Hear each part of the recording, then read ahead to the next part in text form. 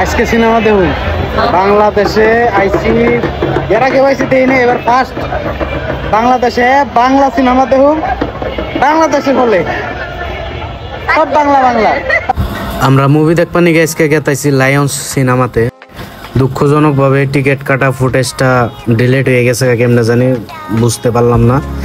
Ticket নিয়ে তাড়াতাড়ি করে ঢুকে গেলাম আমরা সিনেমা হলের ভিতরে, কারণ অলরেডি সিনেমা 4 মিনিট আগে আরম্ভ হয়ে গেছে। আমি চঞ্চল চৌধুরীর খুব বড় ফ্যান, যার জন্য আমি উৎসব সিনেমার টিকিট নিয়ে নিছি। হলের ভিতরে যাই দেখি আমরা 5 জনে মাত্র সিনেমা দেখবা নিয়ে গেছি। বিরতির পর আমরা আইসক্রিম একটা পানি নিছি মাত্র 260 টাকা মাত্র।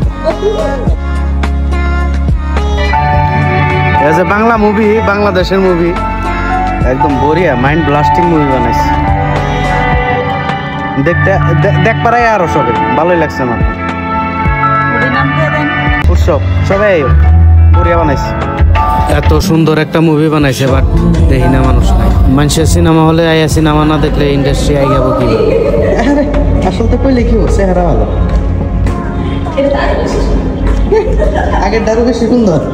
আজকের মিনি ব্লগটা এই পর্যন্ত, সবাই ভালো থাকবেন, আসসালামু আলাইকুম।